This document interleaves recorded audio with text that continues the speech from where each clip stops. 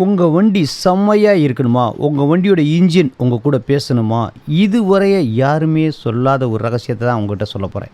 அது என்ன ரகசியம் அப்படின்னா, அந்த புது வண்டி எடுக்கிறவங்க அந்த வண்டியை வந்து எப்படி வச்சுக்கணும்னா, முதல்ல எடுத்த உடனே வண்டியை எடுத்துனே ஒரு 400 கிலோமீட்டர் அப்படியே போயிட்டு திரும்பி வர்றது மாதிரி அப்படி ஒரு கனெக்ட் பண்ணி, அது எம்டியில், அதுவும் பார்த்திங்கன்னா ஸ்லோ ஸ்பீடில் ஒரு 40 கிலோமீட்டர் அல்லது 45 கிலோமீட்டர் வேகத்தில் போயிட்டு மெதுவாக வர்றது மாதிரியான ஒரு செட்டிங்ஸ் வந்து பண்ணிக்கோங்க. ஏன் இந்த மாதிரியான அமைப்புகளை கொண்டு வரணும் அப்படின்னா, 400 இல்லை 1000 கிலோமீட்டர் கூட என்ன செய்யலாம், ஸ்லோ ஸ்பீடில் போயிட்டு ஸ்லோ ஸ்பீடில் வந்துடலாம். அப்படி வரும் பட்சத்தில் உங்கள் வண்டியோட இன்ஜின் வந்து செம்மையாக செட்டிங்ஸ் ஆகும். அப்படி செட்டிங்ஸாக என்ன அப்படின்னு பார்த்தீங்கன்னா, இப்போ ஒரு உதாரணத்துக்கு நீங்கள் ஒரு 2 வீலர் வச்சுருக்கிறீங்கன்னு வைங்க, அதில் பஸ்ட்டு சர்வீஸ் அப்படின்னோடனே உங்களுக்கு பஸ்ட்டு சர்வீஸ் வெறும் 500 கிலோமீட்டரில் தான் கொடுப்பாங்க. அதே இது செகண்ட் சர்வீஸ் பார்த்திங்கன்னா 2000 கிலோமீட்டர் கொடுப்பாங்க. அதே இது தேர்டு சர்வீஸ் பார்த்திங்கன்னா 2000 கிலோமீட்டர் கொடுப்பாங்க. அப்போ பஸ்ட்டு சர்வீஸ் மட்டும் ஏன் அந்த 500 கிலோமீட்டர் கொடுக்குறாங்க தெரியுமா? அந்த அந்த இன்ஜினை செஞ்சு அதை வந்து அசம்பிளி பண்ணி அதில் ஊற்றக்கூடியது வந்து இந்த ஆயில் வந்து நம்ம இப்போ நார்மலாக யூஸ் பண்ணுறோம் பார்த்திங்களா, அந்த ஆயில் அது அல்ல. ஓ, நீ அப்படி வரியா? அந்த ஆயில் வந்து வேறு ஒரு ஆயில். அந்த ஆயில் வந்து பார்த்திங்கன்னா ரெட் கலரில் இருக்கும். அந்த ஆயில் அந்த இன்ஜின் தேய்கிறதுக்கும் அந்த இன்ஜின் பாலிஷ் அடைகிறதுக்கும் அந்த இன்ஜின் வந்து உள்ள டஸ்ட்டு சேராமல் இருக்கிறதுக்கான ஆசிட்டும் வந்து கலந்த ஒரு கலவையாக இருக்கும். அதனால தான் பார்த்திங்கன்னா ஒரு 500 கிலோமீட்டர்லேயே வண்டி ஓட்டினதுக்கப்புறம் அந்த இன்ஜினில் இருக்கிற அந்த ஆயிலை கழட்டி விட்டுட்டு வேறு ஆயில் மாற்றிடுவாங்க. அதே போல் நம்ம ஆயில் மாற்றும் போதும் ஒரு விஷயத்தை நம்ம புரிஞ்சுக்கணும். அந்த ஆயில்லே வந்து கிரேடு அப்படின்னு ஒரு தரம் இருக்குது. அந்த தரத்தை நீங்கள் வந்து கண்டிப்பாக மோட்டார் வச்சுருக்கிறவங்க அப்புறம் படிக்கணும். நான் அந்த கிரேடை பற்றின வீடியோவை முழு விளக்கத்தோடு நான் அடுத்து ரெடி பண்ணி போடுறேன். அதாவது அந்த ஆயிலுடைய தன்மைகள் இருக்குது. நீங்கள் அப்போ சர்வோ ஆயிலா, அந்த ஆயிலா, இந்த ஆயிலான்னு வைங்கள, கம்பெனி எந்த கம்பெனியாக இருந்தாலும் அந்த கம்பெனியுடைய அந்த ஆயிலுடைய first quality, second quality, third குவாலிட்டின்னு இருக்குது. அதை வந்து கிரேடில் தான் நிர்ணயிப்பாங்க. சரிங்களா? இப்போ நம்ம எதை பற்றி சொல்ல வரோம்? அப்போது ஒரு புது வண்டி எடுத்தால் நம்ம அந்த வண்டியை ஸ்லோ ஸ்பீடில், அது அவுட்டரில், சிட்டிக்குள்ளே ஓட்டக்கூடாது. சிட்டிக்குள்ளே ஓட்டினீங்கன்னா சந்து பொந்துக்குள்ளே வந்து ஆட்கள் வந்துடுவாங்க. பிரேக் அடிக்கணும், பழைய வண்டிக்கும் கீரை டவுன் பண்ணணும், அப்புறம் ஃபஸ்ட்டு கீர் செகண்ட் கீர்னு மாட்டி அந்த வண்டியை ரேஸ் பண்ணி கொடுமைப்படுத்தணும். அப்படிப்படுத்தாமல் அவுட்டரில் ஒரு 400 கிலோமீட்டர் அல்லது 500 கிலோமீட்டர் எம்டியில் ஒரு 40 கிலோமீட்டர் வேகத்தில் அல்லது 45 கிலோமீட்டர் வேகத்தில் அப்படியே போய்ட்டு வரணும். அதே நேரத்தில் சரி அவுட்டரில் அண்ணன் போக சொல்லிட்டாருன்னு சொல்லி விரட்டிடக்கூடாது. அப்படி விரட்டினீங்க அப்படின்னா அதிக ஸ்பீட் இருக்கும்போது உங்களுக்கு அந்த பிஸ்டன், பேரல், அந்த வால்வு எல்லாமே டைட்டாக செக் பண்ணியிருப்பாங்க. அப்போ வந்துட்டு ஓவராக விரட்டினீங்க அப்படின்னா உங்களுக்கு அந்த வால்வு கூட பெண்ட் ஆகிறதுக்கான வாய்ப்பு இருக்குது. மைல்டாக பெண்ட் ஆகிடுச்சு அப்படின்னா உங்கள் கூட இன்ஜின் வந்து பேசாது, தூங்கிடும். சரிங்களா? அதனால் ஸ்லோ ஸ்பீடில் அந்த வண்டியை ஓட்டும் போது உங்கள் வண்டியோட இன்ஜின் வந்து பக்காவாக செட்டிங்ஸ் ஆகும். அப்படி செட்டிங்ஸ் ஆகும்போது உங்களுடைய இன்ஜின் உங்கள் கூட பேசும், லைஃப் லாங்காக இருக்கும். அதே இது பழைய வண்டி வச்சுருக்கிறவங்க என்ன செய்யணும் அப்படின்னா, இந்த ஆயில் கிரேடை வந்து சரியாக தெரிஞ்சு கரெக்டாக வந்து மாற்றணும். அதே போல் ஆயில் மாற்றும் போது ஆயில் ஃபில்ட்ரு, டீசல் ஃபில்டர்லாம் ஈஸியாக மாற்றுவீங்க.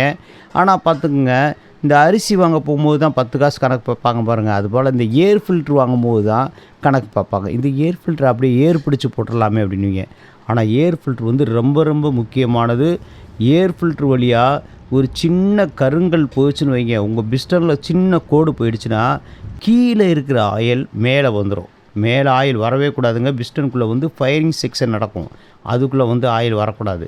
அப்படி கீழே இருக்கிற ஆயில் மேலே வந்துச்சுன்னா அந்த ஆயில் வந்து சைலன்சர் வழியாக புகையாக போச்சுன்னா அதுதான் ஆயில் சாப்பிடுது, ஆயிலை சாப்பிடுது, இன்ஜின் வந்து கெட்டு போச்சுன்றாங்க.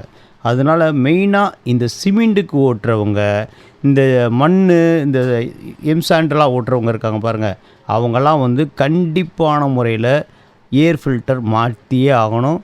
அதனால் நீங்கள் அதில் கொஞ்சம் கவனமாக இருங்க. அப்போ தான் வண்டியோட லைஃப் கிடைக்கும்.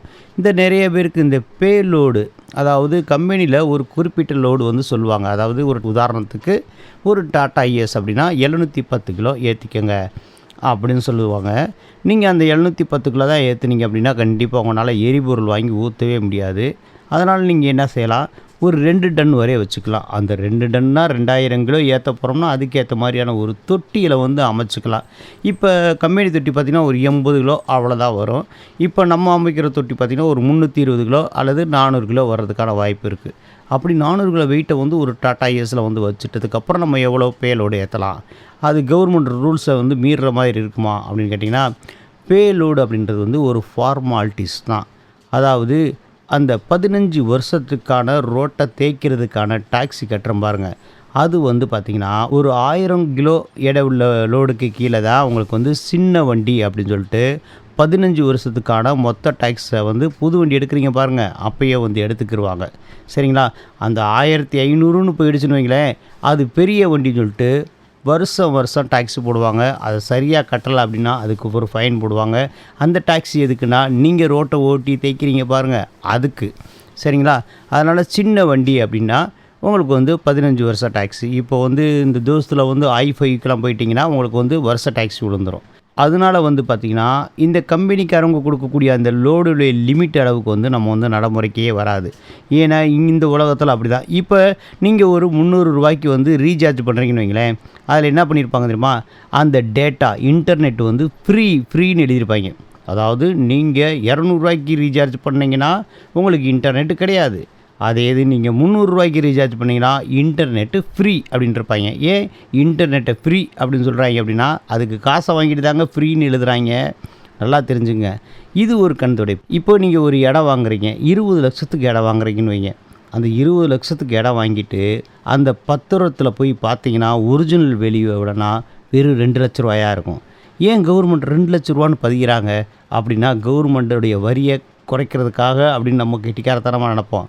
நாளைக்கு நம்ம இடத்துக்கு மேலே ஒரு ரோடு வந்து அலாட் ஆகி ரோடு போட்டாங்கன்னு வைங்க, அப்போ என்ன நம்ம செய்வாங்க, அந்த 2 லட்சத்தை தான் நம்மளுக்கு கிளைம் பண்ணுவாங்க, நம்ம இடத்துல ரோடை போட்டுருவாங்க. நம்ம 20 லட்சத்துக்கு வாங்கணும்னு அவங்ககிட்ட பேசவே முடியாது. ஏன்னா பத்திரத்தில் 2ன்னு தானே எழுதியிருக்கிறோம். அதனால் அந்த 2 லட்சத்தை கொடுத்துருவானுங்க. இப்படி கவர்மெண்ட்டில் வந்து ஏகப்பட்ட குழல்படிகள் இருக்க தான் செய்யுது.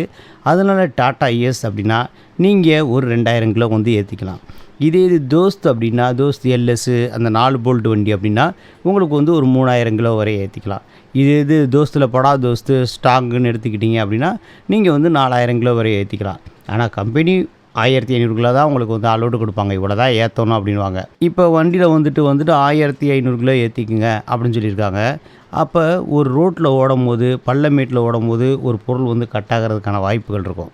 அப்போ என்ன சொல்லுவானுங்க, நீங்கள் 1500 கிலோமீட்டர் தான் அப்போ என்ன சொல்லுவாங்க, 1500 கிலோ தான் ஏற்ற சொன்னோம், நீங்கள் வந்து 2000 கிலோ ஏற்றிட்டீங்க, அதனால் நாங்கள் வந்து அதுக்கு பொறுப்பு இல்லை அப்படின்னு அவங்கள நைஸாக ஒதுங்கிடுவானுங்க. இந்த மாதிரியான குழல்படிகள் வந்து இருக்க தான் செய்யும்.